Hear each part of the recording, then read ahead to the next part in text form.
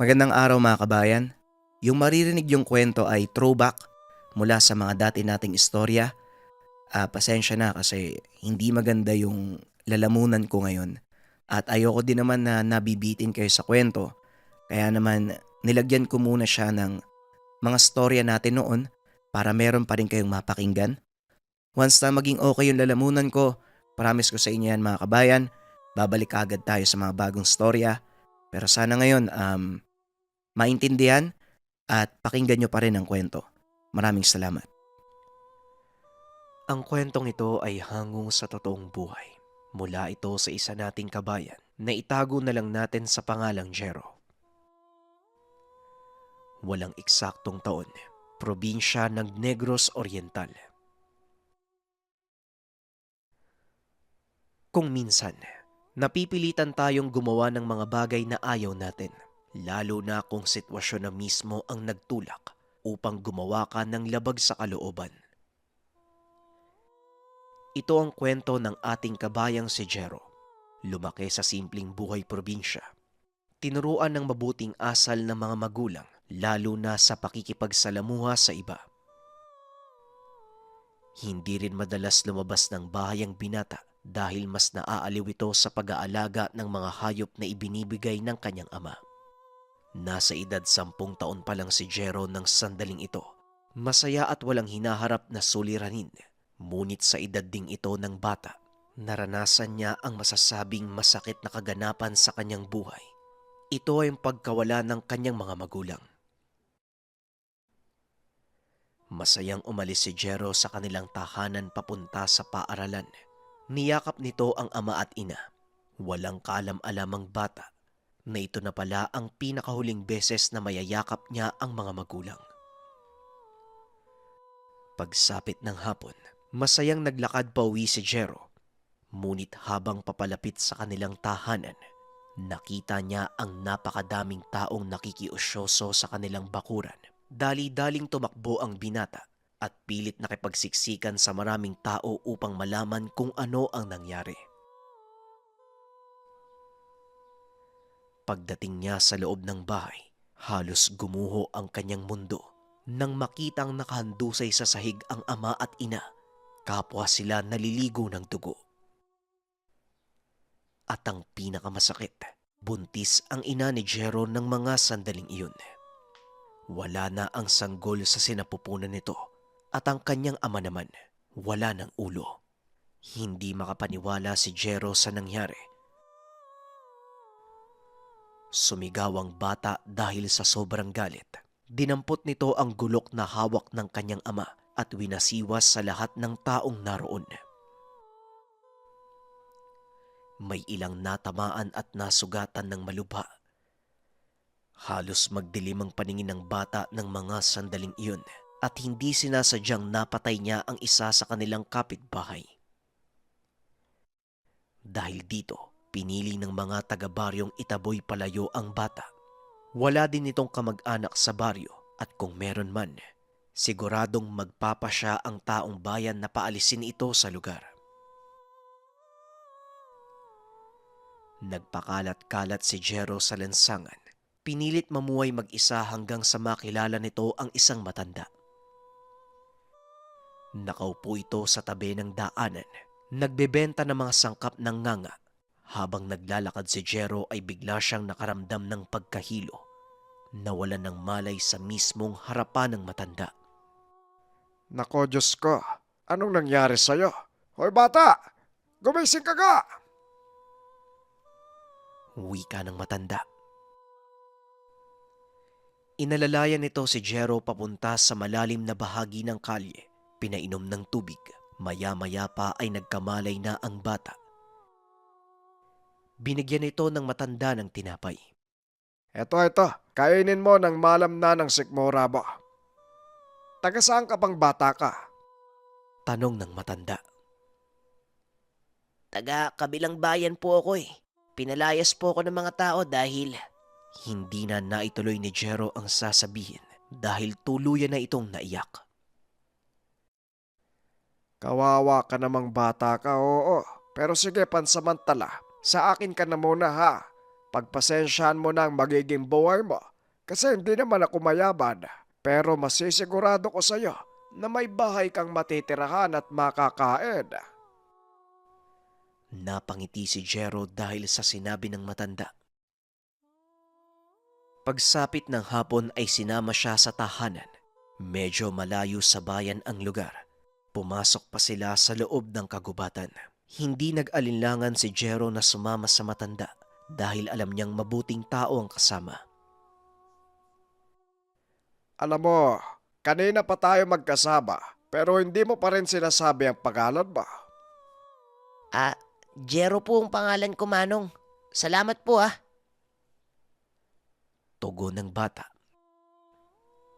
Agad ding nagpakilala ang matanda. Ako si Agustin. Pwede mo kong tawaging tatang kung gusto mo. Simula ng araw na yon, lagi nang magkasama ang dalawa. Ito din ang naging dahilan ng tuluyang pagbabago ng buhay ni Jero. Sa paglipas ng panahon, unti-unti na ding nalaman ng binata ang lihim ni Mang Agustin.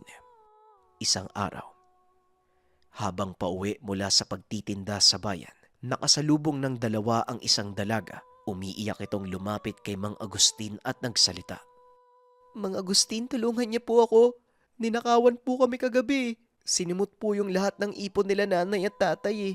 Hindi po namin alam ngayon kung saan kami kukuha ng panggamot ng kapatid ko. Pakiusap naman po oh. Tulungan niyo po kami oh. Wika ng dalaga at kilala ito ng matanda. Alam niya ang kwento ng pamilya nito, kaya hindi nagdalawang isip si Mang Agustin na patuloyin ito sa kanyang pamamahay. Hindi na naawa ang mga kawatan. Matagal na panahon na kasi kong nananahimik eh. Mukhang gusto na naman yata nilang makatikim ng hindi kanais-nais sa akin. Nakikinig lang si Jero ng mga sandaling iyon at sa pag-uusap ng dalawa, napag-alaman ni Jero na hindi pangkaraniwang matanda ang kumupkup sa kanya. Pag-alis ng bisita, hindi nagdalawang isip si Jero na tanungin ng matanda. Tatang, ano po bang gagawin yung pagtulong dun sa dalaga? Saka may pulis naman po, di ba? Bakit hindi nyo na lang po sabihin sa kapulisan? Napailing ang matanda at tumugon. Alam mo, Jero, may mga bagay na hindi nasaklaw ng ating kapulisan. Lalo na ang mga taong pinoprotektahan ng may kapangyarihan sa lipunan. Kagaya na lang ng mga sinasabing kawatan ni Elsa. Matagal na silang nananalanta sa bayang ito. Walang sino man ang may lakas ng loob na pumigil sa kanila dahil natatakot na balikan. At kung itatanong mo sa akin kung paano sila parurusahan, manood ka dahil mamayang gabi isasagawa ko yon. Pero bago ang lahat, samahan mo ko dun sa likod ng bahay. Kukuha tayo ng mga bagakay na tapol. Tugon ng matanda. Nagtungo ang dalawa sa likod ng bahay at nakita ni Jero ang malaking puno ng bagakay.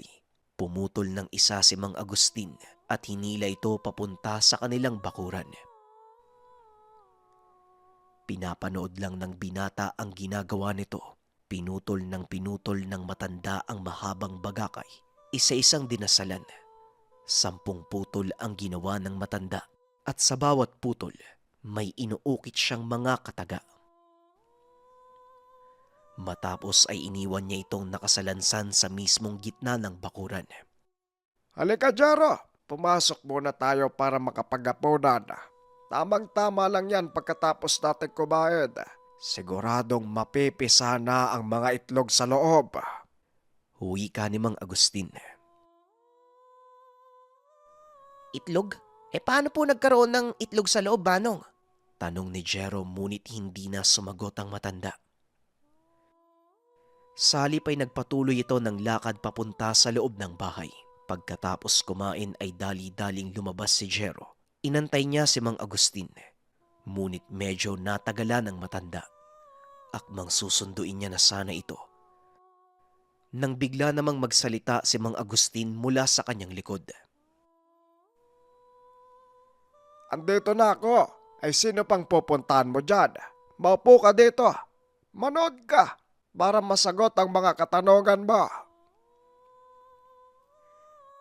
Dinampot ng matanda ang isang bagakay at inalog-alog. Napapangiti si Mang Agustin ng mga sandaling iyon. Nangangahulugang matagumpay kung anuman ang ginawa niya. Biniyak niya ang buko ng bagakay. Tumambad kay Jero ang isang malaking uwang. Isa itong uri ng salagubang na may nag-iisang sungay. Halos kasing laki ito ng kanyang kamao. Itim na itim ang kulay na halos humahalo sa dilim ng gabi. Ito ang sinasabi kong mapipisa mula sa mga itlog. Mga alaga ko sila at sila ang gagamitin ko upang parusahan ng mga masasamang loob na tinutukoy ni Elsa. Napalunok ng laway si Jero. Hindi nito akalaing isang mambabarang ang matandang kumupkop sa kanya. Nakaramdam ng bagyang takot ang binata, ngunit nanatili ito sa tabi ng matanda. May kung ano sa kanyang kalooban na nagsasabing manood ng mabuti sa ginagawa ni Mang Agustin. Binulungan ng matanda ang uwang. Tinalian ng puting sinulid sa isa sa mga binti nito. Matapos niyang paliparin, itinabi ng matanda ang mga natirang buho ng bagakay at naupo sa isang sulok habang nagpapaningas ng apoy. Ngayon, kailangan nating antayin bumalik ang alaga ko para malaman natin kung tagumpay ba ang ginawa kong pagtatanim ng itlog sa katawan ng nagnakaw sa bahay nila Elsa. Tumatangulang si Jero. Patuloy sa pagsasalita ang matanda ng kung ano-ano. Medyo nakakatulog na ang binata. Nagising na lang ito nang tapikin siya ng matanda. O Jero, gumising ka na. Nandito na yung mga alaga ko. Nakabalik na. Pupungas-pungas pang tumayo ang binata. Lumapit siya sa matanda. Ipinakita ni Mang Agustin ang malaking uwang. Nanlaki ang mga mata ni Jero nang makitang naging kulay pula ang puting sinulid na itinali ng matanda. Tatang, dugo po ba yan? Ano pong nangyari dun sa tao? Tanong ni Jero. Ang taong pinasukan ng alaga ko, magkakasakit sa loob ng 3 araw. Makakaramdam siya ng unti-unting pagkawala ng ganang kumain, pati na din ang pananakit ng tiyan, pagsusuka, hanggang sa tuluyang humina ang kanyang katawan. Sa oras na mangyari yon, mapipisa ang itlog na nilagay ng alaga ko sa kanyang tiyan at tuluyan siyang mamamatay. Tugon ng matanda. Kinilabutan si Jero sa sinabi nito. Nakakatakot po pala kayong kalabanin, Tatang. Paano po gagamutin yun? May paraan po ba? Muling tanong ni Jero. Meron. Kung sa unang 3 araw maaagapan ito, maaari pang matanggal ang mga itlog sa loob ng katawan ng biktima.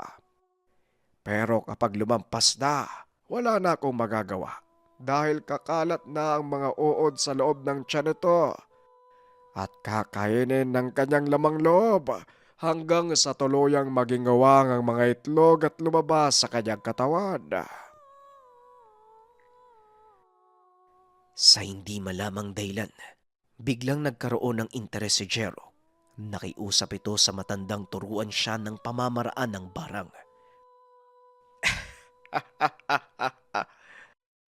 Nagbibiro ka ba, Jero? Hindi gawang biro ang sinasabi mo. Ang barang ay hindi basta aral na maaari mong pag-aralan kung gusto mo lang. Matinding responsibilidad ng pagkakamit ng kaalamang ito. Hindi basta-basta ginagamit kung saan-saan dahil buhay ng tawang nakasalalay at maaring buhay mo din kung sakaling mahuli ka. Wika ng matanda. Dito na nagkaroon ng lakas ng loob si Jero. Pinaliwanag niya ang nangyari sa mga magulang at ang totoong dahilan kung bakit siya nagpapalaboy-laboy. Pinatay po ng masasamang tao yung magulang ko, Tatang. Wala po silang kalaban-laban Kahit po yung kapatid ko na hindi pa pinapanganak ng nanay ko, hindi nila pinalagpas eh. Tahimik po kami namumuhay. Wala po kaming inaagrabyadong mga tao sa paligid. At ang totoong dahilan kung bakit po ako pinaalis sa aming baryo, nakapatay po ako ng isang kapitbahay eh. Nagdilim po yung paningin ko. Aksidente ko po siyang nataga. Nagalit po sa akin yung mga tao. Kaya ito po ako ngayon. Hindi niyo naman po siguro ko masisisi, di ba? Kung ganun po yung naramdaman ko. Pagpapaliwanag ng binata. Ngayon ang gusto mong mangyari, magigante sa mga taong pumatay sa mga magulang mo. Alam mo, Iho, kahit nag-iigante ako, masama eh. Wala tayong karamatang magpataw ng kaparusahan sa kapwa natin. Huwag mo sana akong tularan. Kung tuturuan man kita, huwag mo sanang gamitin sa masama. Tugon ni Mang Agustin. Hindi po yun yung iniisip ko, Tatang. Ayoko lang po yung may mga batang kagaya ko na maulila dahil sa kagagawan ng masasamang tao. At kung magkaroon man ako ng pagkakataong baguhin ang buhay ko, mas gugustuhin kong maging mambabarang kagaya nyo. Hindi po para magigante. Ang nasa isipan ko po ay magbigay ng hustisya. Wika ni Jero. Nagawa nitong mapapayag ang matanda upang turuan siya. At sa loob ng ilang taon, nagsanay si Jero mula sa pag-aalaga ng mga uwang hanggang sa pagkontrol ng mga ito gamit ang mga dasal. Nagawang maperpekto ng binata ang lahat ng itinuro ni Mang Agustin, ngunit may isang bagay pa siyang kailangang matutunan. Isang bagay na lang ang kailangan kong ituro sa iyo, Jero. Ito ay ang paraan kung paano palalakasin ang iyong mga alaga. Pero babalaan kita, buhay ang magiging kapalit nito sa oras na hindi mo kayanin. Eto, nakikita mo ba ang mga pilat sa katawan ko? Wika ni Mang Agustin sabay taas ng kanyang damit. Ano po yan, Tatang? Saan niyo po nakuha yung mga pilat na yan? Tanong ni Jero. Kitang-kita ang napakaraming pilat sa likod ng matanda. Maging sa dibdib nito ay umabot na din. Ang mga pilat na yan ay mula sa mga alaga kong insekto. Inalagaan ko sa aking katawan, Jero. Hinayaan ko silang kainin ng aking kalamnan hanggang sa dumating sila sa tamang gulang. At ang mga nakikita mong uwang na ginagamit ko ngayon ay mga anak na lang ng nauna kong alaga. Kung handa ka na. Eto, mamili ka sa mga itlog na to. Lunukin mo ng hindi nababasag. Mananatili ito sa katawan mo sa loob ng 5 araw hanggang sa mapisa. Pagkatapos nun, 5 araw uli bago mangitlog ang napisang uwag. Sa pagkakataong iyon, kakalat ang mga itlog sa buong katawan mo hanggang sa gumulang at lumabas sa iyong balat. Sa oras na lumabas sila, siguradong wala kang utos na hindi nila susundin. Maaari mo silang gamitin sa panggagamot o pagpaparusa sa kapwa. Nasa iyo ang pasya. Pagpapaliwanag ni Mang Agustin, walang pagdadalawang isip na kinuha ni Jero ang isa sa mga itlog. Nilunok ito. Ilang minuto ang nakalipas ay nagsimula ng mamilipit ang binata sa sobrang sakit. Namamawis ang buong katawan ng binata habang patuloy na nanginginig dahil sa parusang dulot ng nilunok niyang itlog ng uwang. Tiisin mo lang ang sakit, bata. Manatili ka dito sa gubat. Walang sino man ang makakakita sa iyo dito. 10 araw lang, Jero. Kung talagang gusto mong maging malakas, tiisin mo ang hirap dahil walang malakas na kapangyarihan ang nakukuha sa simpleng paraan lang. Wika ni Mang Agustin. Matapos ay iniwan siya nitong mag-isa sa loob ng 10 araw. Tiniis ni Jero ang lahat ng hirap hanggang sa tuluyan na ngang naglabasan sa katawan niya ang napakaraming uwang. Pag-uwi ng binata sa tahanan ni Mang Agustin, halos hindi siya nito makilala. Lubhang nag-iba ang itsura ni Jero. Naging matipuno ang katawan nito at napalitan ng mabagsik na tingin ang maamo nitong mga mata. Masaya ako at nalampasan mo ang pagsubok. Binabate kita. Isa ka ng ganap na mambabarag. Wika ni Mang Agustin.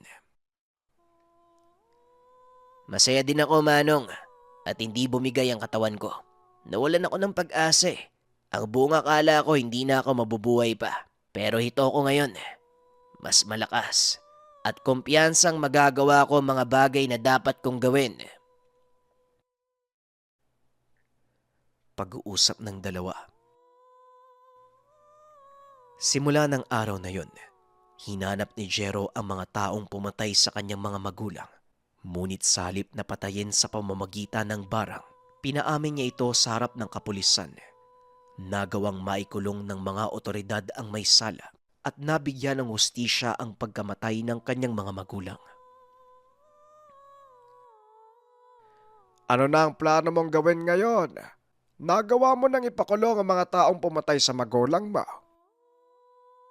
Tanong ni Mang Agustin. Hindi ko pa po alam, Manong. Pero yaman din lang nataglay ko na ang kakayahan na itinuro niyo sa akin. Siguro, kailangan ko tong gamitin sa mabuting paraan. Manggagamot na lang po ako para kahit papano magkaroon ng kabuluhan ng buhay ko at makatulong sa mga tao. Tugon ni Jero. Isinagawa ng binata ang kanyang plano. Ang una nitong pasyente, isang lalaking biktima ng kulam. Nagawa niyang patayin ng mangkukulam sa pamamagitan ng kanyang kaalaman. Simula nun, sunod-sunod na ang lumalapit sa kanya. Mga taong may karamdamang espiritual. Kahit pa mga ginagambala ng elemento ay hindi inatrasa ng binata. Kinilala si Jero sa bayang iyon, maging sa pinagmulan nitong baryo. Laking gulat ng mga dati niyang kapitbahay na naging ganon ang tadhana ng binata. Hindi nila lubos akalain na yayakapin ni Jero ang pagiging manggagamot. Suportado naman ni Mang Agustin ang kanyang ginagawa. At sa katunayan, palagi itong nakamasid sa kanya tuwing nagsasagawa ng panggagamot. Ngunit hindi pa rin may iwasan ang mga taong naiinggit. Pilit na sinisiraan ng mga ito si Jero dahil alam nilang mula sa kakayahan ng barang ang ginagamit nito upang manggamot ng tao. Ganun pa man, hindi natinag ang paniniwala ng mga tao sa binata. Patuloy at mas dumami pa ang mga pasyenteng nagpapagamot sa kanya dahil na din sa kakaibang bisa ng panggagamot na ginagawa ni Jero. Pinatunayan ng binata, hindi lang masama ang dulot ng barang, maaari din itong gamitin sa kabutihan. Dahil dito, nakuha ng binata ang respeto ng ilang mahuhusay na manggagamot. Kadalasang ipinapasa sa kanya ang mga hindi nila kayang kaso. Malugod namang tumutulong si Jero. Ni minsan ay hindi ito tumanggi sa mga taong humingi ng tulong at dahil na din sa taglay niyang kakayahan, iginalang ang binata sa kanilang lugar. Naging tagapamagitan si Jero sa mga gulong nangyayari at nagsilbing tagapamayapa. Kinatakutan din ng mga masasamang loob ang pangalan ng binata. Makita pa lang siyang paparating, agad na silang umaalis sa lugar. Hindi rin sila sumasalubong dito sa tuwing maglalakad ang binata sa lansangan. Nawala na din ang mga masasamang loob na nang bibiktima ng mga may hirap. Maging ang mga malalaking personalidad sa likod ng mga karahasan bigla nang nanahimik. Dahilan para maging payapa ang buong bayan at magkaroon ng maayos na pamunuan. Laking pasasalamat ng binata na nagkaroon siya ng ganitong kakayahan upang tumulong sa mga nangangailangan. At lahat ng ito ay nagsimula nang minsan niyang lunukin ang itlog ng uwang. Ang kwentong ito ay hango sa totoong buhay. Mula ito sa isa nating kabayan na itago na lang natin sa pangalang Jero. Walang eksaktong taon, probinsya ng Negros Oriental.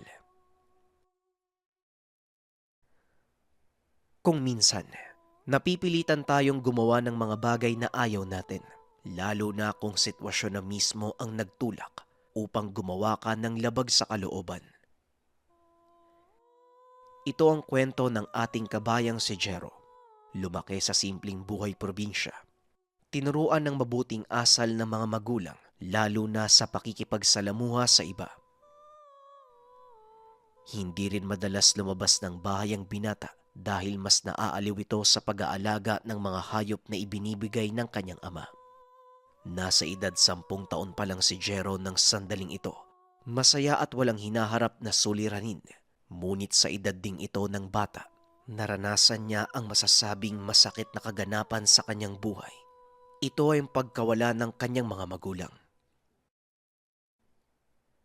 Masayang umalis si Jero sa kanilang tahanan papunta sa paaralan. Niyakap nito ang ama at ina. Walang kaalam-alam ang bata na ito na pala ang pinakahuling beses na mayayakap niya ang mga magulang. Pagsapit ng hapon, masayang naglakad pa uwi si Jero. Ngunit habang papalapit sa kanilang tahanan, nakita niya ang napakadaming taong nakikiusyoso sa kanilang bakuran. Dali-daling tumakbo ang binata at pilit nakipagsiksikan sa maraming tao upang malaman kung ano ang nangyari. Pagdating niya sa loob ng bahay, halos gumuho ang kanyang mundo nang makitang nakahandusay sa sahig ang ama at ina. Kapwa sila naliligo ng dugo. At ang pinakamasakit, buntis ang ina ni Jero ng mga sandaling iyon. Wala na ang sanggol sa sinapupunan nito at ang kanyang ama naman wala ng ulo. Hindi makapaniwala si Jero sa nangyari. Sumigaw ang bata dahil sa sobrang galit.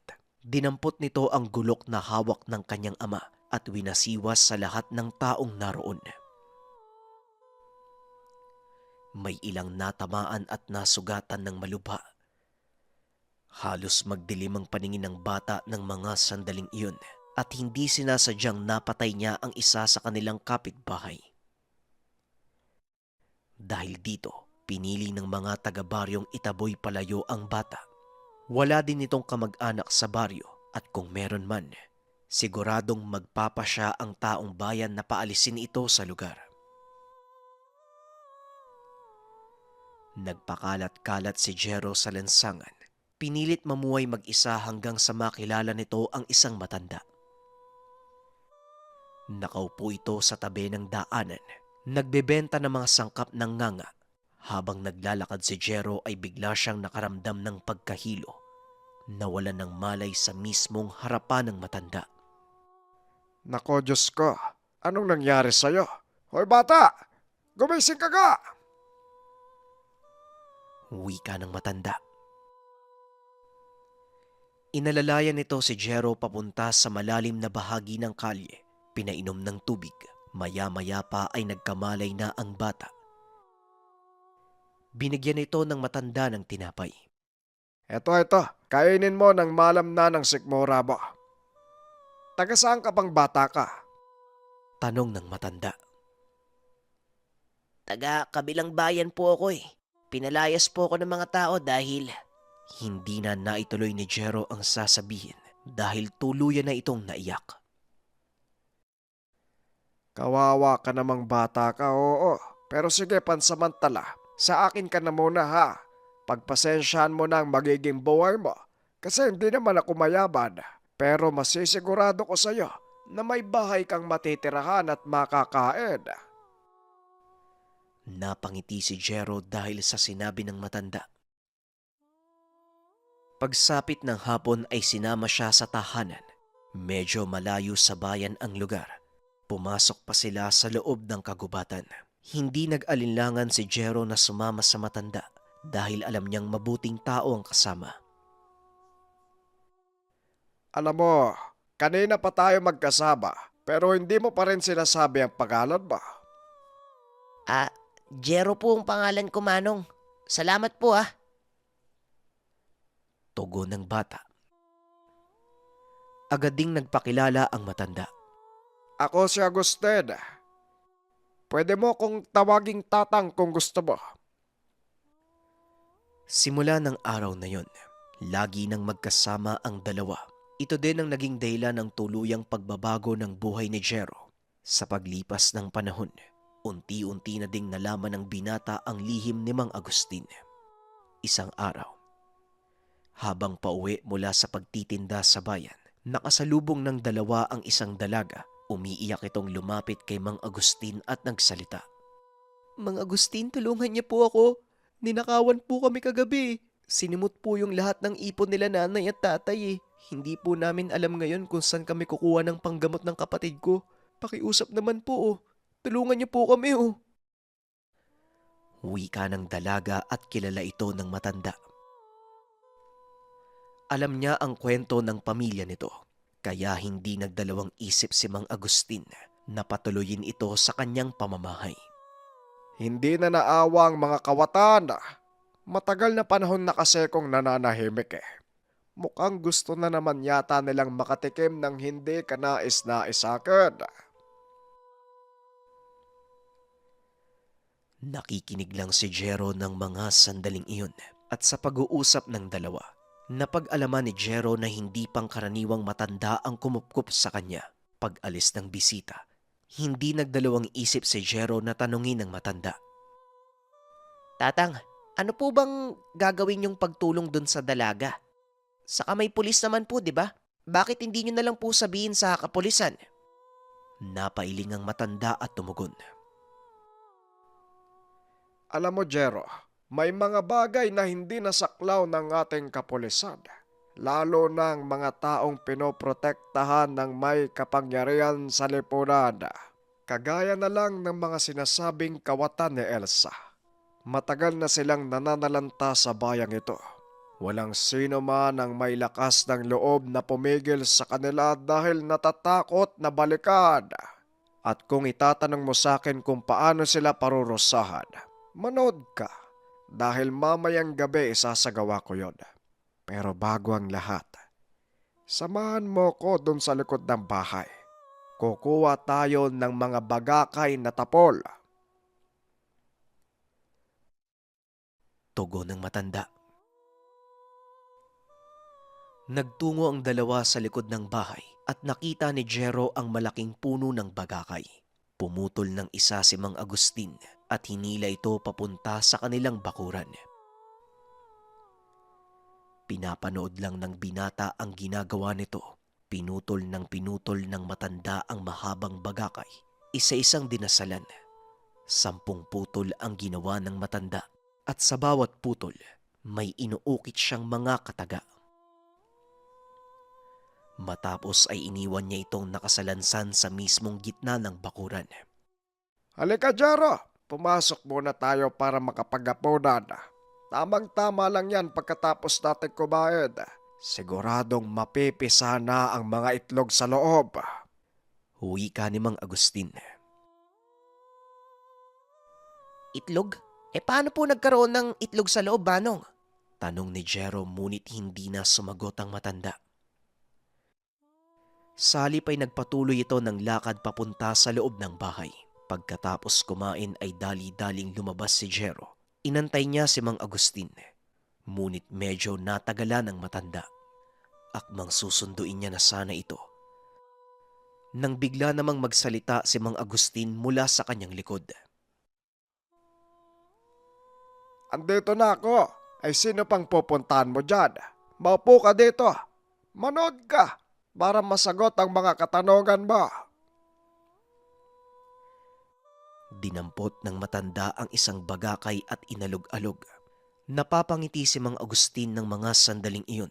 Nangangahulugang matagumpay kung ano man ang ginawa niya. Biniyak niya ang buko ng bagakay. Tumambad kay Jero ang isang malaking uwang. Isa itong uri ng salagubang na may nag-iisang sungay Halos kasing laki ito ng kanyang kamao. Itim na itim ang kulay na halos humahalo sa dilim ng gabi. Ito ang sinasabi kong mapipisa mula sa mga itlog. Mga alaga ko sila at sila ang gagamitin ko upang parusahan ng mga masasamang loob na tinutukoy ni Elsa. Napalunok ng laway si Jero.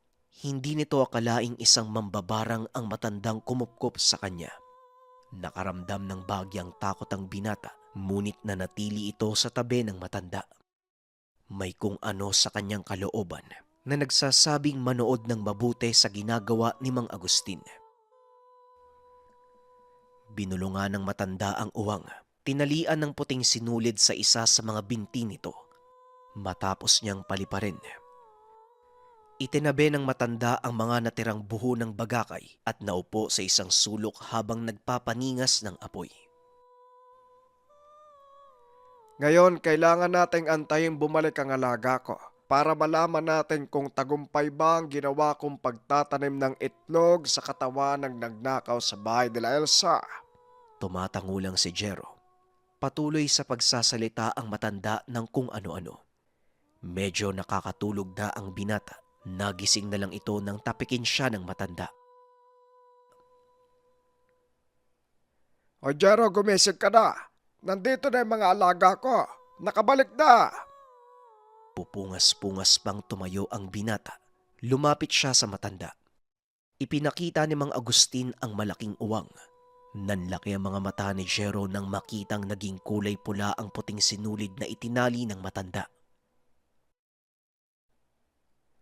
Tatang, dugo po ba yan?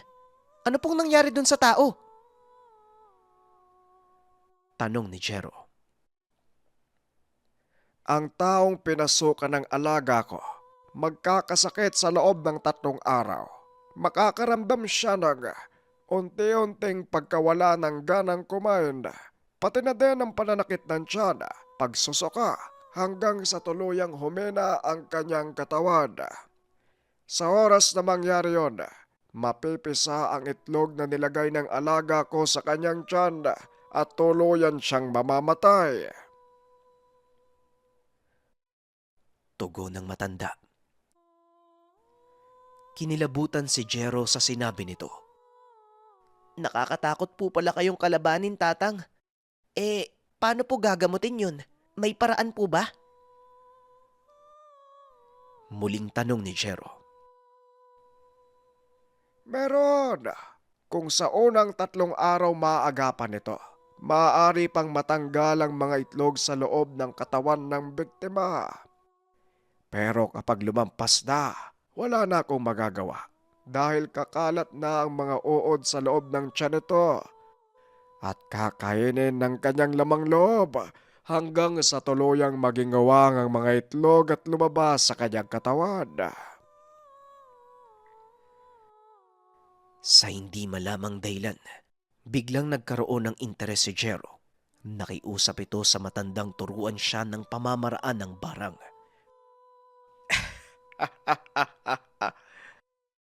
Nagbibiro ka ba, Jero? Hindi gawang biro ang sinasabi mo. Ang barang ay hindi basta aral na maaari mong pag-aralan kung gusto mo lang. Matinding responsibilidad ng pagkakamit ng kaalamang ito. Hindi basta-basta ginagamit kung saan-saan dahil buhay ng tawang nakasalalay at maaring buhay mo din kung sakaling mahuli ka. Wika ng matanda. Dito na nagkaroon ng lakas ng loob si Jero. Pinaliwanag niya ang nangyari sa mga magulang at ang totoong dahilan kung bakit siya nagpapalaboy-laboy. Pinatay po ng masasamang tao yung magulang ko, Tatang. Wala po silang kalaban-laban eh. Kahit po yung kapatid ko na hindi pa pinapanganak ng nanay ko, hindi nila pinalagpas eh. Tahimik po kami namumuhay. Wala po kaming inaagrabyadong mga tao sa paligid.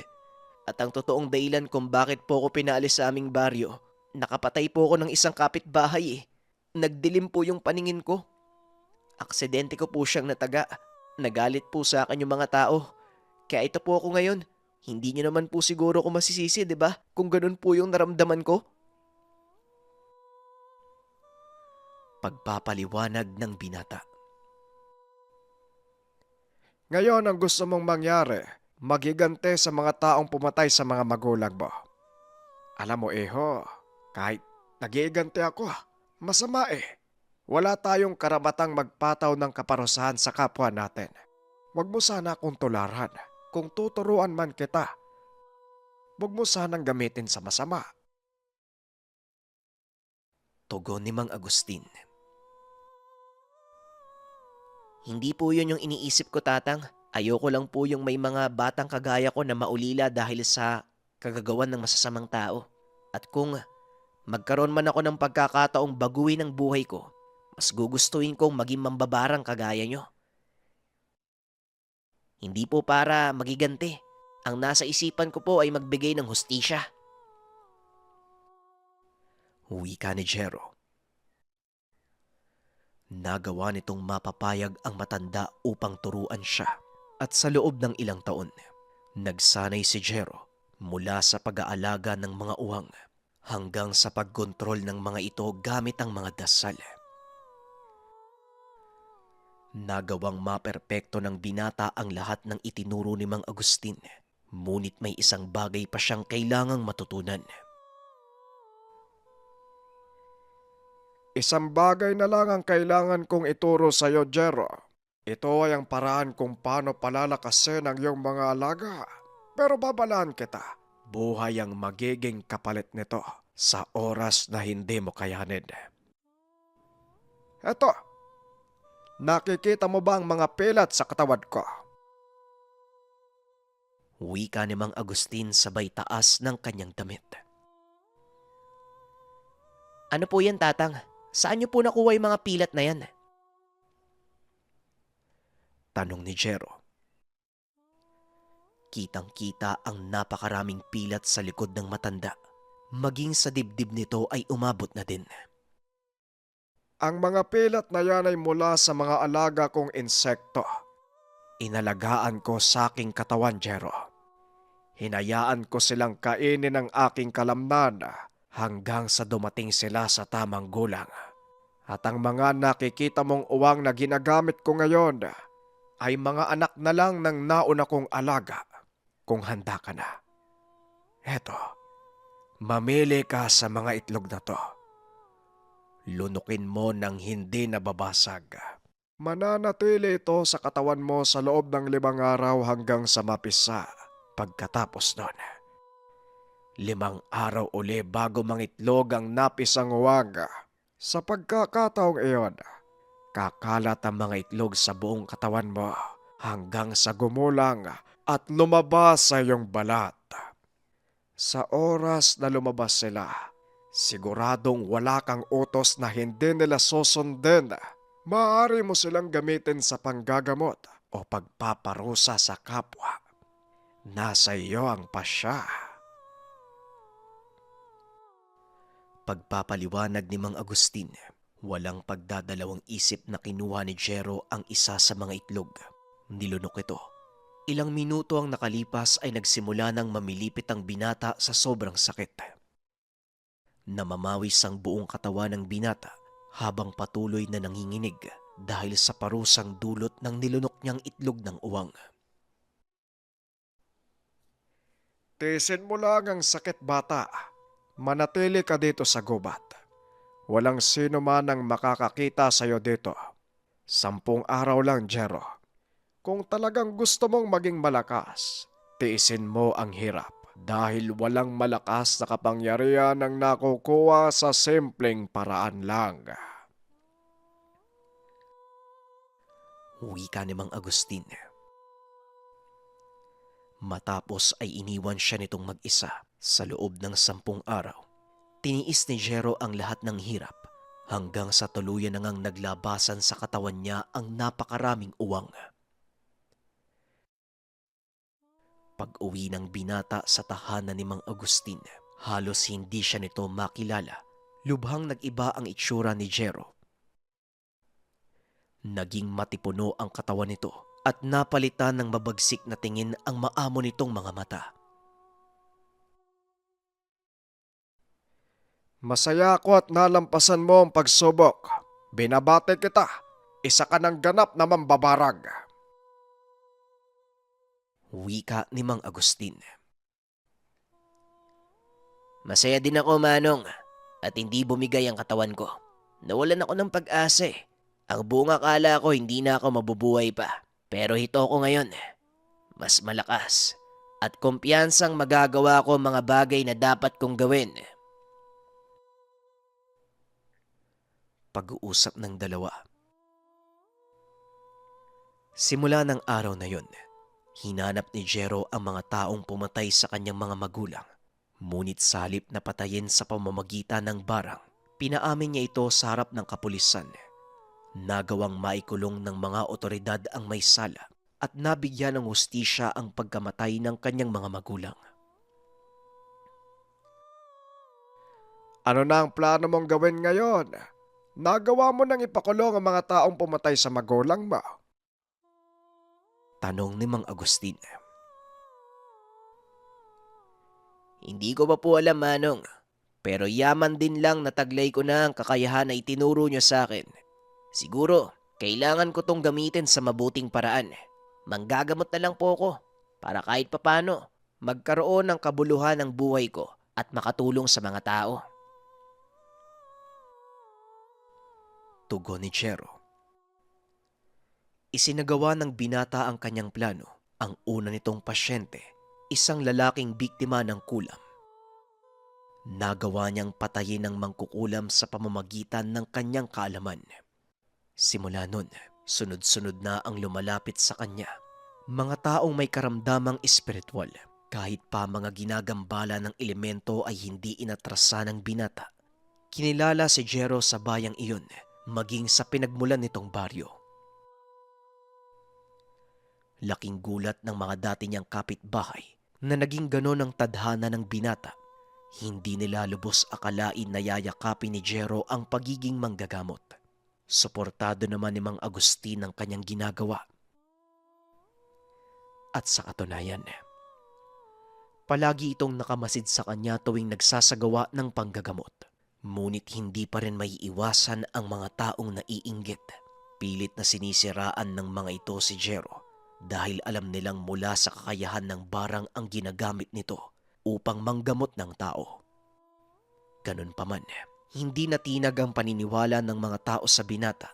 Patuloy at mas dumami pa ang mga pasyenteng nagpapagamot sa kanya dahil na din sa kakaibang bisa ng panggagamot na ginagawa ni Jero. Pinatunayan ng binata, hindi lang masama ang dulot ng barang, maaari din itong gamitin sa kabutihan. Dahil dito, nakuha ng binata ang respeto ng ilang mahuhusay na manggagamot. Kadalasang ipinapasa sa kanya ang mga hindi nila kayang kaso. Malugod namang tumutulong si Jero. Ni minsan ay hindi ito tumanggi sa mga taong humingi ng tulong at dahil na din sa taglay niyang kakayahan, iginalang ang binata sa kanilang lugar. Naging tagapamagitan si Jero sa mga gulong nangyayari at nagsilbing tagapamayapa. Kinatakutan din ng mga masasamang loob ang pangalan ng binata. Makita pa lang siyang paparating, agad na silang umaalis sa lugar. Hindi rin sila sumasalubong dito sa tuwing maglalakad ang binata sa lansangan. Nawala na din ang mga masasamang loob na nang bibiktima ng mga may hirap. Maging ang mga malalaking personalidad sa likod ng mga karahasan bigla nang nanahimik. Dahilan para maging payapa ang buong bayan at magkaroon ng maayos na pamunuan. Laking pasasalamat ng binata na nagkaroon siya ng ganitong kakayahan upang tumulong sa mga nangangailangan. At lahat ng ito ay nagsimula nang minsan niyang lunukin ang itlog ng uwang. Maraming salamat sa pakikinig ng ating kwento.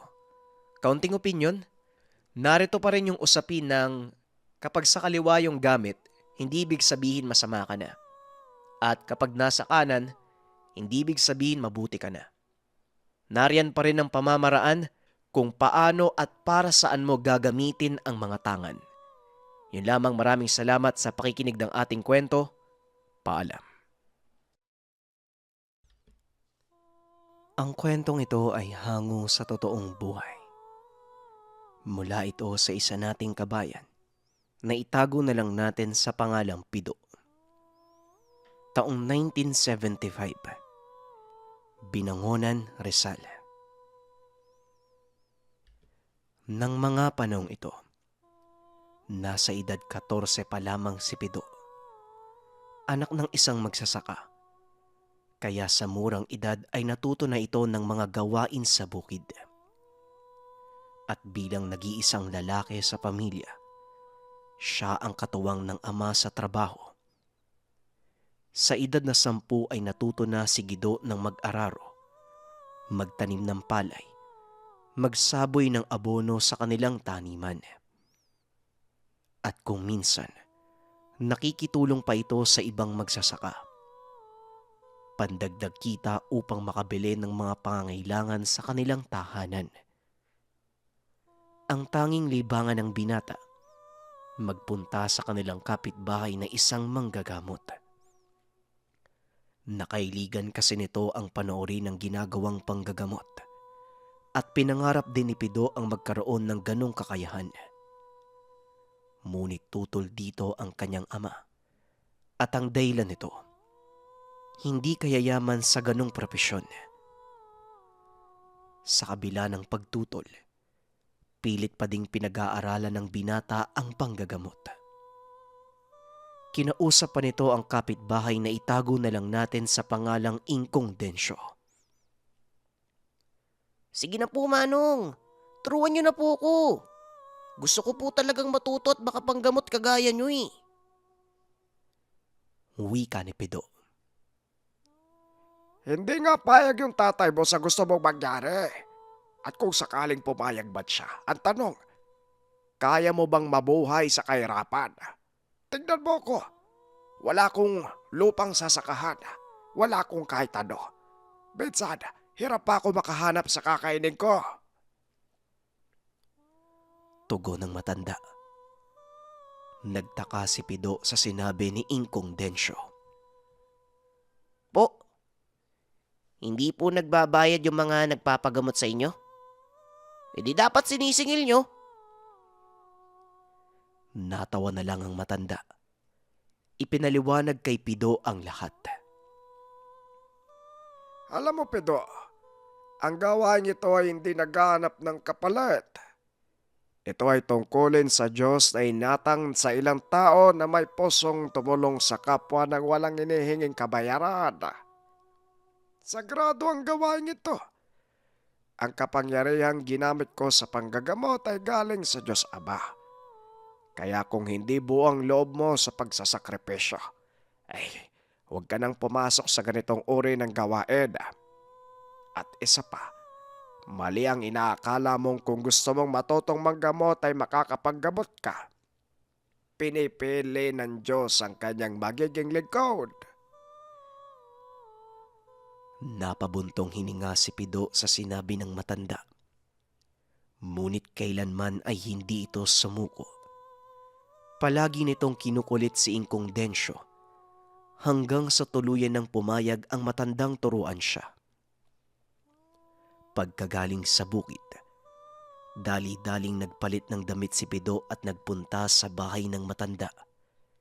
Dito unti-unting itinuro sa kanya ang lahat ng dapat niyang malaman. Kalaunay pinapatulong na din siya ng matanda sa panggagamot. Inilihim ito ni Pido sa mga magulang dahil siguradong papagalitan siya sa oras na malaman ang ginagawa. Ngunit kagaya ng lahat ng sikreto, hindi ito naitago ng matagal ng binata. Isang hapon, habang nagbibihis, naisipan ng ama na sundan ng binata sa tahanan ni Ingkong Densyo. Nang mga panong iyon ay medyo mataas na ang level ni Pido. Yung tipong kaya niya ng mangtawas, pero hindi pa nakakapanggamot ng solo. Nasa akto si Pido ng pagtatawas nang dumating ang kanyang ama. Hindi ito nalaman ng binata dahil nakatalikod siya sa pintuan. Tanging si Ingkong Densyo lang ang nakatitig sa kanyang ama. Sumenyas ito na huwag maingay. Kaya hindi na nagsalita pa ang tatay ni Pido na itago na lang natin sa pangalang Mang Turing. Maraan itong naupo sa tabi ng binata na nooy tutok na tutok sa ginagawa. Pinagmamasdan nito si Pido habang tuloy sa pagtatawas. Maya-maya pa, tumayo ito at humarap kay Ingkong Densyo. Sinabi kung ano ang nararamdaman ng pasyente na nooy nakapikit dahil sa iniinda nitong sakit. Masyado pong malalim yung pintig ng pulso niya, Ingkong. Saka, hindi ko po maramdaman yung daloy ng dugo. Sa palagay ko, hindi bati ng engkanto o anumang elemento eh. Wika ni Pido. O ngayon, anong dapat gawin sa pasyente? Tugon ng matanda. Nais nitong sumagot si Pido para marinig ng kanyang ama ang sasabihin at mapatunayang may natutunan ang binata. Nang mga oras na yun, wala ring kamalay-malay si Pido na nasa likod pala ang ama. Nagulat ang binata nang biglang magsalita ang pasyente upang batiin si Mang Turing. Magkakilala pala ang mga ito. Tatay, ano pong ginagawa niyo dito? Tanong ni Pido. Akmang sasagot na sana si Mang Turing nang biglang magsalita si Ingkong Densyo. Nandito ang iyong ama para mapatunayan na isa kang ang ganap na manggagamot. Sige na, Pido. Sabihin mo anong kailangan gawin sa pasyente mo. Kinakabahan si Pido ng mga oras na yun dahil alam nitong papagalitan siya ng ama. Kwan po, kailangan niya pong magpatingin sa espesyalista sa puso. May baradong ugat sa bandang kanan eh. Nanlaki ang mga mata ni Mang Turing nang marinig ang sinabi ni Pido dahil alam nitong may sakit sa puso ang pasyente. Teka, sandali lang. Paano mo nalaman yung sakit ni Paring Didoy? Tanong ng ama. Tinuturuan po kasi ko ni Ingkong Densyo kung paano dadamihin yung pulso ng tao. Tapos, sa bawat pintig po, may kahulugan. Sa ilang buwang pagsasanay ko po sa kanya, tay, natutunan ko po lahat ng yun eh. Pasensya ka na kung di ko po sinabi sa inyo ah. Alam ko po kasi magagalit kayo. Tugon ni Pido. Ngunit nagulat siya sa naging reaksyon nito. Yun nga eh. Mukhang nagkamali ako nung pagbawalan kitang mag-aral ng panggagamot. Aba, tignan mo yung sarili mo, anak. Hindi ko akalain na ganito nakalayo yung narating mo. Kaya simula ngayon, pinapayagan na kitang matuto pa. Muling wika ni Mang Turing. Tuwang-tuwa si Pido ng sandaling iyon dahil wala na ang pag-aalinlangan na papagalitan siya ng ama. Maliban sa simpleng pamamaraan, itinuro din ng matanda ang mga komplikadong aral ng panggagamot. Ipinaliwanag din ng matanda ang pagkakaiba ng aral sa kanan at kaliwa. Pinag-aralang mabuti ni Pido ang lahat ng mga itinuro ng matanda hanggang sa umabot sa puntong inihanda na siya ni Ingkong Densyo sa pagdidibosyon. Siguro, Pido, oras na para humawak ka ng sarili mong gamit. Mas mabuti ang ganung paraan para makapagpundar ka ng sarili mong dome at mapanghawakan mo ang lugar mo. Hindi habang panahon nandito ako. Lahat tayo lilipas. At bago mangyaring mawala ako, gusto kong ikaw ang sumalo ng lahat ng kalaman ko. Wika ng matanda. Sabay pasok sa kanyang kwarto. Paglabas nito, may dalang isang maliit na kahon. Inabot niya ito kay Pido at nagsalita.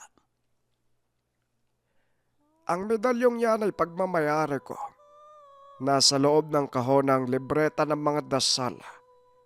Itong darating na unang linggo ng buwan, simulan mo ang pagdedebosyon. May pagsubok kang paghahandaan pero tiisin mo. Sikapin mong lampasan ang lahat ng paghihirap at sa oras na magawa mo yon, magkakamit ka ng kakaibang pagpapala at kapangyarihan.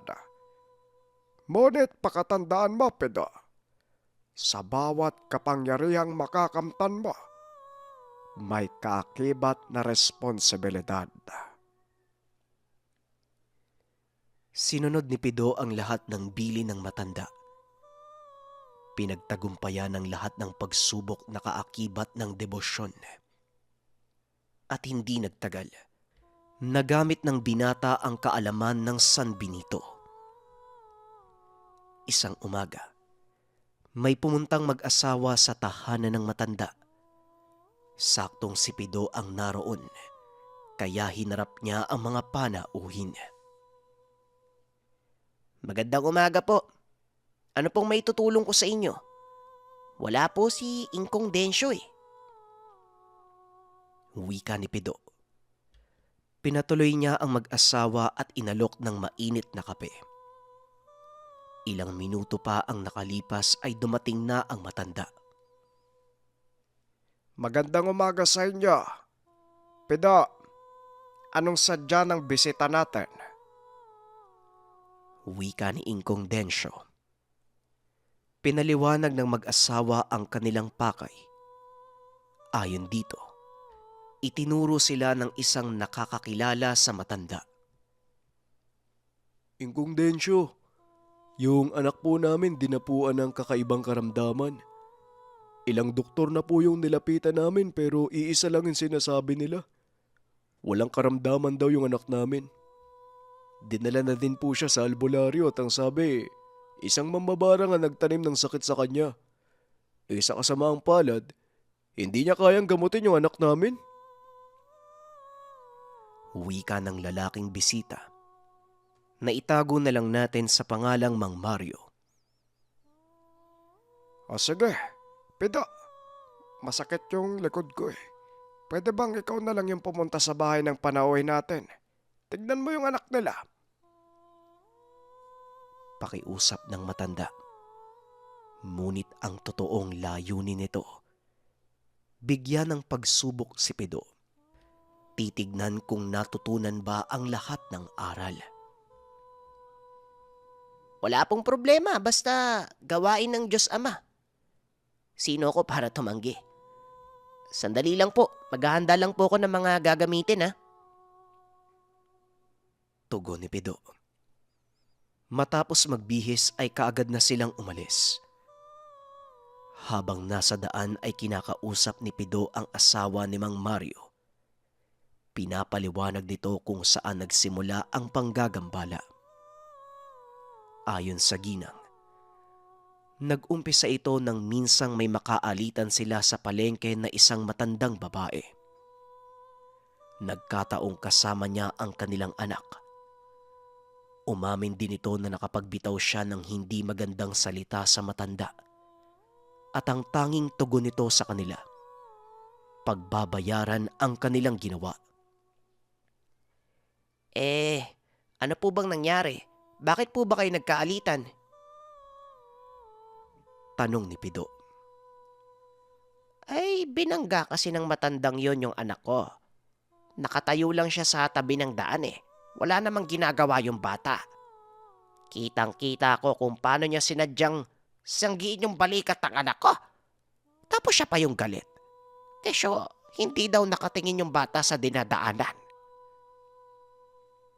Tugon ng ginang. Naitago na lang natin sa pangalang Aling Edna. Dagdag pa nito, dahil may isip na ang bata at alam niyang wala siyang kasalanan, kaya niya sinagot ang matanda. Ilang araw matapos ang pangyayari, biglang nagkasakit ang bata at simula nun, Tuluyan ng lumala ang karamdaman nito hanggang sa hindi na makatayo. Ganun po ba? Wag po kayo mag-alala. Gagawin ko po yung lahat para matulungan po kayo. Muling wika ni Pido. Nagpasalamat naman si Mang Mario at nagwikang handa siyang magbayad ng malaking halaga upang mapagaling lang ang kanilang anak. Nako po, hindi po ako tumatanggap ng bayad eh. Ginagawa ko po to kasi tungkulin ko po to. Tugon ng binata. Inabot ng mahigit 1 oras ang biyahe nila Pido. At pagkarating sa tahanan nila Mang Mario, kaagad naramdaman ng binata ang kakaibang presensya. Bago sa kanya ang pakiramdam at hindi maiwasan ni Pido ang mangamba. Sinamahan ng mag-asawa ang binata sa kwarto ng anak na itago na lang natin sa pangalang Helen. Halos kasing tanda lang ito ni Pido, kaya nailang itong makipag-usap. Helen anak, eto pala si Pido. Yung manggagamot na pinatawag ng nanay mo. Siya ang tutulong sa atin. Wika ni Mang Mario. Ngunit laking gulat ng mga ito nang biglang sumigaw si Helen. Nanlilisik pa ang mga mata. Umalis ka dito. Akin ang katawang to. At kahit anong gawin mo, hindi mo siya makukuha sa akin. Doon na nakumpirma ni Pido. Natuluyan na ngang nasakop ng kung anong elemento ang katawan ng dalaga. Nag-iba ang boses nito na parang napakadaming nilalang ang sabay-sabay na nagsasalita. Kinuha ng binata ang medalyon na nooy nakasilid sa bulsa ng suot na pantalon. Kasunod nito ay nag-usal siya ng poder at sinakop ang buong silid sa pamamagitan ng pagtatayo ng sarili niyang tome. Nagpalinga-linga ang dalaga na tila ba may kung anong nangyayari sa paligid. Sinabihan ni Pido ang mag-asawang lumayo sa higaan ni Helen dahil maaaring napakaraming nilalang ang nasa loob ng katawan nito at pwede silang lipatan ng mga iyon kung sakaling makawala. Naupo si Pido sa tabi ng higaan ng dalaga. Tinitigan niya ito sa mata at nagsimulang magtanong. Ilan kayo? At sinong nag-utos sa inyong gambalain ng dalagang to? Biglang tumawa ng malakas ang dalaga. Sabay lapit sa tenga ni Pido at bumulong.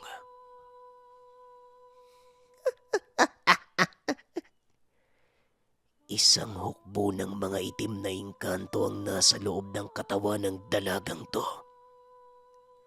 Isang hukbo. Anong gagawin mo, manggagamot?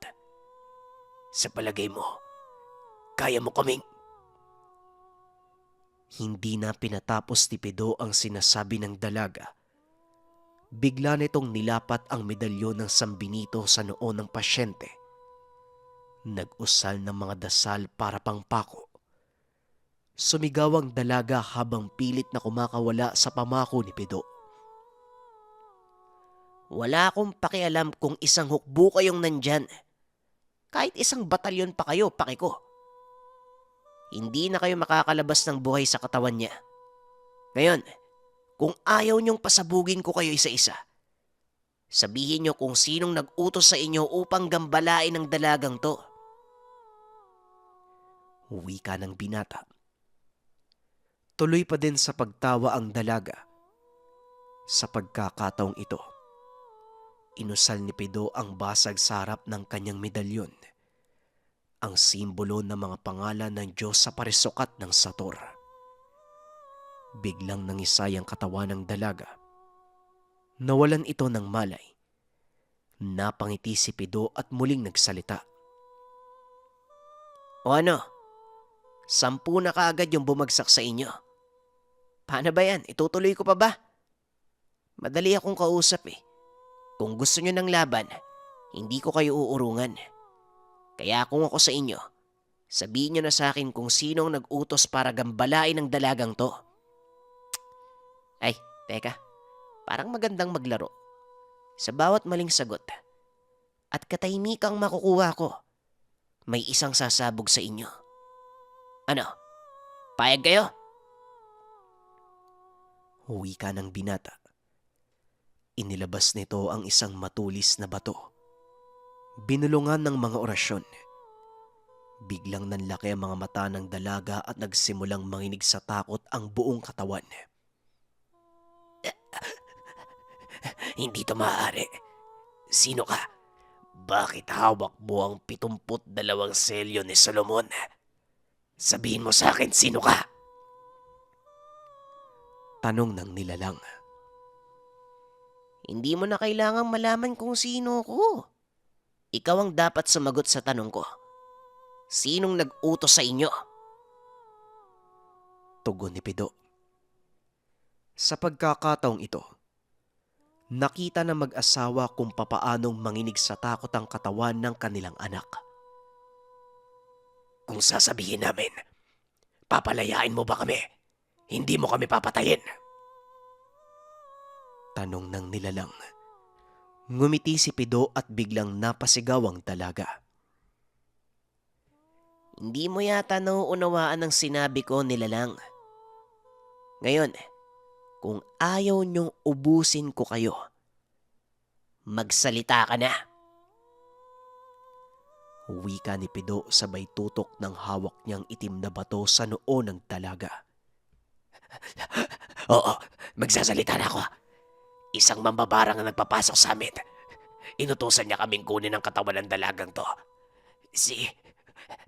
Si Florencia. Dito na kinumpirma ng mag-asawa ang kanilang hinala. Matapos ibigay ng mga elemento ang impormasyon, nag-usal si Pido ng dasal pangkatay. Nang ilapat ng binata ang kanyang palad sa noo ng dalaga, nangisay ang katawan. Lumabas ang itim na usok sa bibig nito at nawala ng malay. Tinignan ni Pido ang kalagayan ng pasyente at nakitang unti-unting bumabalik ang kulay ng balat nito. Nangangahulugan, tuluyan nang napaalis ng binata ang mga elementong sumakop sa katawan ng pasyente. Magaling na po ang anak niyo. Ngayon ang kailangan natin ay parusahan ng totoong may gawa. Si Ingkong Densyo na po yung bahala sa kanya. Sa ngayon mapanatag na po kayong hindi na siya kayang abutin ng mambabarang na si Florencia. Wika ni Pido. Laking pasasalamat ng mag-asawa sa kanya. Lalo na nang magkamalay si Helen at nagbalik sa dati ang kanyang katawan. Muli din itong nakalakad. May tuturing na isang himala ang ginawa ni Pido. Paano ka namin mapapasalamatan, Pido? Sabihin mo kung paano kami makakabawi sa ginawa mong pagtulong sa amin. Wika ni Mang Mario. Wala po kayong dapat patungkulan ng papuri, pasasalamat, kung hindi ang Diyos Ama na may likha at makapangyarihan sa lahat. Ako po ay kasangkapan lang na ginagamit ng banal na espiritu upang gampanan ang kalooban ng Diyos sa lupa. Sa Kanya po ang lahat ng pasasalamat. Tugon ni Pido. Hindi na nila inantay pang mag-umaga. 4:00 ng madaling araw ng mga oras na yun. Kagad silang bumalik sa tahanan ni Ingkong Densyo upang sabihin ang nangyari. Ganun ba? Isang mambabarang na nagngangalang Florencia. Ikaw, Pido, kung ikaw ang magpapasya, anong gagawin mo sa mambabarang? Tanong ni Ingkong Densyo. Nananakit po siya ng walang malay na tao. At kahit ba may kasalanan yun sa kanya, hindi pa din dapat ginagawa yung ganun. Dapat hindi ginagamit ang kaalamang taglay upang manakit at maminsala sa kapwa. Lahat ng kapangyarihan mula sa Diyos, dapat ginagamit sa ikabubuti ng lahat. At kung ako magpapasya, hindi ko na papatagalin yan, maestro. Tumango si Ingkong Densyo. Pinaupo si Helen sa upuan. Pasensya ka na, Ineng. Muli kong gagamitin ang katawan mo upang mahuli ang mambabarang. Mabilis lang to dahil nagawa ka na niyang pasukin. Wika ni Ingkong Densyo. Bagaman natatakot, nais din ni Helen na maparusahan ang naminsala sa kanya. Hindi sa pagiganti, kundi upang hindi na ito makapanakit ng iba. Sinimula ni Ingkong Densyo ang pagpapasapi sa mambabarang at kagaya ng sinabi nito, napakabilis niyang nahuli si Florencia. Hindi na ako magtatanong pa. Nandito ka ngayon para tanggapin ang parusa sa lahat ng pamemerwisyo mo sa mga tao. Hindi lang sa katawan ng dalagang to, kung hindi sa lahat ng mga pinahirapan mo gamit ang kapangyarihan ng kalikasan. Isa itong biyaya para sa mga taong may mabuting hangarin. Ngunit isa itong malaking sumpa sa mga taong kagaya mo na may halang na kaluluwa at walang ibang inisip kung hindi ang makapanakit ng iba. Kaya tanggapin mo ang parusang igagawad sa iyo ng Diyos sa pamamagitan ng aking mag-aaral, Pido. Ito ang unang pagkakataong magpapataw ka ng kaparusahan. Kaya gawin mo itong alinsunod sa batas ng Diyos. Ang kabayaran ng kasalanan ay kamatayan. Wika ng matanda. Hindi na nagdalawang isip pa si Pidong. Hindi na rin nila binigyan ng pagkakataong makapagsalita si Aling Florencia. Nilabas ni Pido ang kanyang sanbinito at tinapat sa noon ni Helen. Sa bisa ng kapangyarihan na iginawad sa akin ng Diyos, ang amang siyang pinakamakapangyarihan sa lahat, tinatanggalan kita ng kakayahang makabalik sa iyong katawan o makapasok kahit kanino man. Mananatili kang nakalutang sa kawalan hanggang sa dumating ang araw ng paghuhukom. Mamamatay ang katawan mo, ngunit habang panahon, magdudusa ang iyong kaluluwa. Wika ni Pido. Kasabay nito ang panginginig ng katawan ni Helen. At ilang sandali pa ay tuluyan na itong nawalan ng malay. Tapos na po ang pagpataw ng parusa, Maestro. Maraming salamat sa Ama. Muling wika ng binata sabay upo. Noon pa lang ito nakaramdam ng sobrang pagod. Ngunit kahit ganon, masaya ang binata dahil nagawa niyang gampanan ang tungkuling nakaatang sa kanya. Sa paglipas ng panahon, nakilala si Pido bilang mahusay na albularyo, lalo na sa larangan ng pagpapalayas ng masamang elemento sa katawan ng tao. Ngunit sa kabila ng taglay na kapangyarihan at katanyagan, isinapuso ng binata ang mga aral sa kanya ng maestro. Manatiling mapagkumbaba, tumulong ng walang hinihintay na kapalit. Ito ang mga aral na iniwan sa kanya ni Ingkong Densyo.